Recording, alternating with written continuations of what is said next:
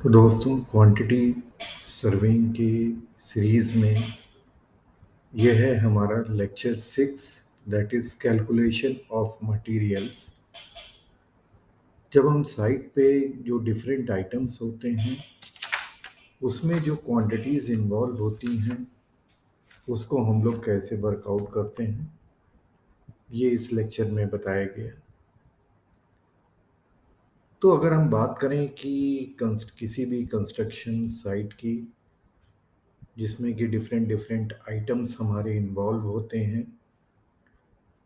अगर major components हम किसी भी आइटम का निकालना चाहें तो उसमें मेजर जो कॉन्स्टिट्यूएंट होते हैं वो हमारे सीमेंट, सैंड और कोर्स एग्रीगेट होते हैं। अब इन आइटम्स को निकालने के लिए हम लोगों को ये जानना ज़रूरी है कि इन आइटम्स की कॉस्ट साइट पे क्या आती है। तो साइट पे जो हमारा मटेरियल सोर्स से आ रहा है उस मटेरियल की कॉस्ट साइट पे क्या होगी ये जानना ज़रूरी है, क्योंकि उसमें जो हमारी क्वेरी में जैसे अगर हमारा कोई स्टोन ग्रिट आ रहा है तो क्वेरी पे हमारा जो रेट होगा वो हमारा कंस्ट्रक्शन साइट पे नहीं होगा, क्योंकि आते आते उसमें क्या होगा कि उसमें फ्यूल चार्जेस हमारे ऐड हो जाएंगे। तो सबसे पहले हम बात करते हैं कि जो भी हमारा मटेरियल, जैसे हम एग्जांपल लेते हैं कि हमारा स्टोन ग्रिट या स्टोन एग्रीगेट हमारा जो हमारा क्वेरी से और साइट पे आ रहा है उसमें किस किस तरह की रोड्स इन्वॉल्व होंगी। तो अगर सब कुछ बिटुमिनस रोड है या कंक्रीट रोड है तो हम लोग मल्टीप्लाइंग फैक्टर क्या लेंगे। और लीड क्या होती है? Lead is the horizontal distance between the availability of material at source end up to the site. तो अगर हमारा बिटुमिनस रोड है तो कैसा होगा हमारा जो मल्टीप्लाइंग फैक्टर होगा वो होगा lead into 1, that is favourable condition. अब बात करते हैं कि मान लीजिए कि रोड हमारा कार्ड्स रोड है जिसमें कि हमारा खड़ंजा भी हो सकता है, पड़ंजा भी हो सकता है और उस पे हमारा व्हीकल मूव कर रहा है मटेरियल को लेके। तो बट नेचुरल है कि उसमें फ्यूल का जो कंजम्पशन होगा वो व्हीकल में ज़्यादा होगा। तो यहाँ पे हमारा जो मल्टीप्लाइंग फैक्टर होगा वो होगा lead that is horizontal distance into 1.1। तो यहाँ पे देखिए आपका, क्योंकि आपका व्हीकल में फ्यूल कंजम्पशन ज़्यादा हो रहा है इसलिए जो आपका मल्टीप्लाइंग फैक्टर होगा वो 1.1 होगा फॉर कार्ड्स रोड। अब हम लोग बात करते हैं कि अगर मटेरियल जो हमारा है वो जो क्वेरी से चलता है तो मे बी वहाँ पे कच्ची रोड हो, और जब कच्ची रोड होगी तो आपका रेजिस्टेंस टायर और सरफेस के बीच में ज़्यादा होगा जिससे कि हमारा मल्टीप्लाइंग फैक्टर बढ़ जाएगा। तो यहाँ पे मल्टीप्लाइंग फैक्टर क्या होगा? Lead into 1.4।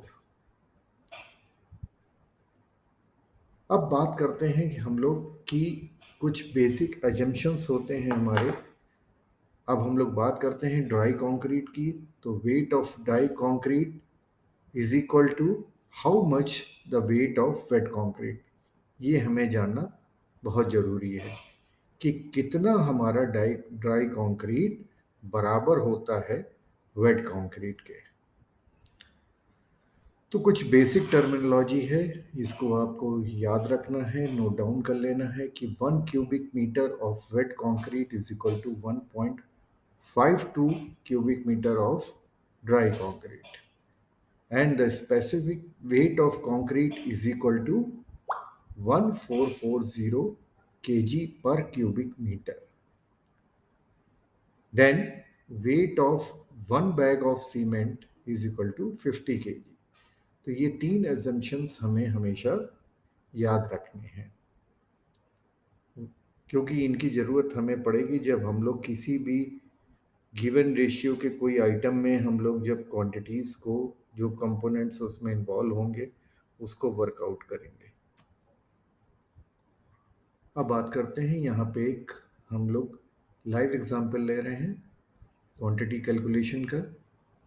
So calculate quantity of material for the item RCC 1:1.5:3, और ये 1:1.5:3 क्या होता है? ये ग्रेड ऑफ कंक्रीट इसका M20 होता है। For 10 cubic metre of work के लिए हम लोग वर्कआउट करेंगे कि इसमें कितने सीमेंट के बैग लगेंगे, कितने इसमें क्यूबिक मीटर फाइन एग्रीगेट लगेगा, कितने क्यूबिक मीटर हमारा कोर्स एग्रीगेट लगेगा। तो सबसे पहले हम लोग यहाँ पे वर्कआउट करते हैं कि क्वांटिटी ऑफ सीमेंट रिक्वायर्ड, और क्वांटिटी ऑफ सीमेंट किस में होती है? क्वांटिटी ऑफ सीमेंट हमारी होती है बैग में। So quantity of cement required is equal to 1, क्योंकि 1 हमारा रेशियो है। 1:1.5:3 में सीमेंट का क्या रेशियो है? 1। सो 1 upon all sum of all ratios given, 1 plus 1.5 plus 3 into, आपने पिछले उसमें देखा है कि जो हमारा dry concrete is equal to 1.52, तो यहाँ पे 1.52 का मल्टीप्लिकेशन करेंगे for getting wet concrete weight into 10। 10 is the, जिसमें हम, ये वो क्वांटिटी है जिसके लिए हम लोग यहाँ पे वर्कआउट कर रहे हैं। तो ये करीब आता है हमारा 2.76 क्यूबिक मीटर। अब इसको मल्टीप्लाई करेंगे 1440 specific weight of concrete divided by 50 is the cement bag weight. So you will get 79.49 से 80 बैग्स हमें चाहिए 10 क्यूबिक मीटर कंक्रीट के वर्क को, RCC 1:1.3:3 के वर्क को एग्जीक्यूट कराने के लिए। Similarly, quantity of sand required is equal to 1.5, क्योंकि इसका रेशियो 1.5 दिया हुआ है, divided by the addition of all sums, that is 1 plus 1.5 plus 3 into dry weight के, हमारा जो वेट वेट के लिए हमारा जो रेशियो होता है, वन फैक्टर होता है 1.52, उससे मल्टीप्लाई किया और 10 से मल्टीप्लाई कर दिया। 10 हमें क्यूबिक मीटर ऑफ वर्क के लिए हम लोग वर्कआउट कर रहे हैं। तो ये करीब आता है हमारा 14.14 क्यूबिक मीटर। अब आखिरी कंपोनेंट की बात करते हैं, quantity of coarse aggregate required is equal to 3। 3 देखिए 1:1.5:3 में 3 is the component for coarse aggregate, तो 3 divided by sum of all components 1 plus 1.5 plus 3 into wet weight of concrete factor into 10। 10 के लिए, 10 क्यूबिक मीटर के लिए हम लोग workout कर रहे हैं। तो ये करीब हमारा आता है 8.29 क्यूबिक मीटर। तो यहाँ पे सीमेंट जो आई है, अगर हम 10 क्यूबिक मीटर RCC 1:1.5:3 का रेशियो के वर्क कोई करना है, तो उसके लिए सीमेंट की क्वांटिटी वर्कआउट हुई है 80 बैग्स।